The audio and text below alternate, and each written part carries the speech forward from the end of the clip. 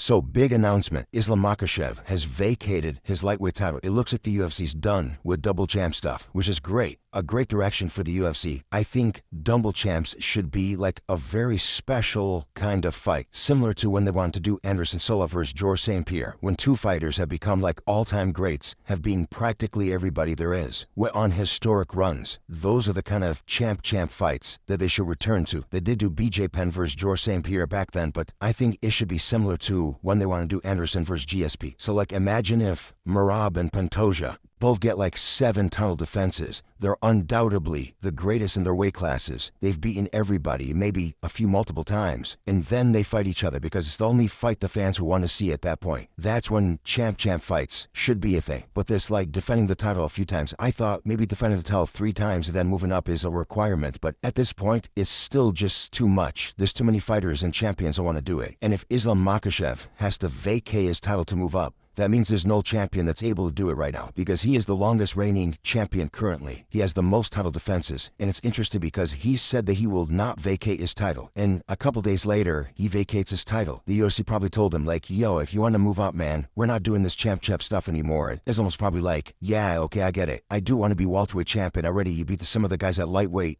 None of the other fights really interest me. I'm just going to stay at welterweight, and Islam staying at welterweight is kind of crazy because we thought it was probably going to be a one-off or he'll have a few fights there and then move back to lightweight, but no, he's actually staying at welterweight. How big is he going to be? We have no idea, but the Jack Della Maddalena fight is going to be so good. I'm going to make a breakdown on it because I think Jack has a real chance of winning that fight. And imagine if he does win, that Islam is beltless, which makes a decision of moving up for the next belt a risk. Now champions have to decide, do they want to just keep their belt and defend as long as they can, just like the legends did? Or do they want to vacate their belt to claim greater glory? Is a decision some of these champions have now. Ilia Topuria vacated and moved up. What if he loses to Oliveira? Then he will be beltless. Same now with Islam. We have both the featherweight and lightweight champions who made the same move, although one of them has 4 title defenses, the other one has 1. But they both vacated and moved up. And it's funny because those are the 2 champions that the fans wanted to see fight, and now it looks like it's never going to happen. Islam Makhachev versus Ilia Topuria may never happen, as they both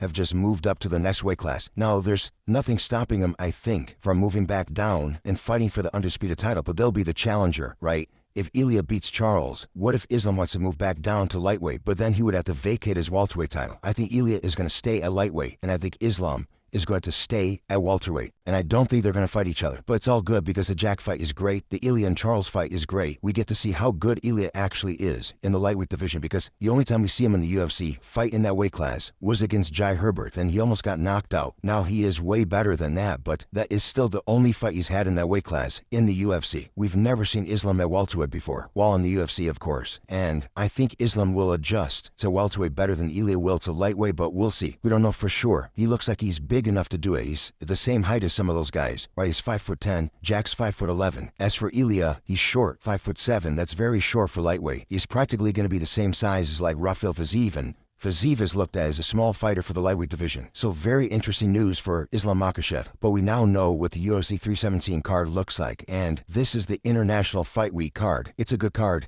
Ilia Topuria is fighting Charles Oliveira in the main event for the undisputed lightweight title. An amazing fight. Alexander Pantoja versus Kai Kara-France as the co-main event for the flyweight title. Great fight. Should be a fun one. And then we got Paulo Costa versus Roman Kopylov, which is a great striking match. And Costa definitely needs a win, but I don't know if these fights are in order, because I'm pretty sure Brandon Royval versus Manel Kape should be the 3rd last fight, right? That's an amazing fight. And if Kape wins, he should get a title shot. Beneil Dariush versus Renato Moicano should be a good fight as well. Would be amazing to see them grapple, as they're both high level there. But maybe Dariush fights in the way he fought Gamrot, defends the takedowns and beats him in the striking. But Moicano could outstrike Dariush as well. That's an interesting fight. Jonathan Deniz versus Justin Tafa is a knockout for sure. The Jack Romancev versus Gregory Rodriguez. It's a solid fight. Vivian Araújo versus Tracy Cortez. Yeah, it's a good fight. But so far, that is the card. They're not done with it yet, but so overall, I'll say the card's like a 7 out of 10. And the main reason is because the main event is so good. If that was like a regular title fight main event without Ilia Topuria in there, it probably dropped to like a 5 or 6 out of 10 for a pay-per-view. Because let's be honest, it's a good card. But for International Fight Week, after 2 pay-per-views that were not stacked, we did expect the UFC to stack this card with big fights, and honestly, it's not. Paulo Costa's fun, Roman Kopylov is fun, Renato Moicano, Beneil Dariush, Justin Tafa might be on a main card, which is crazy. Hermansson Rodriguez is okay. Araújo Cortez, Deniz Tafa, like all these fights are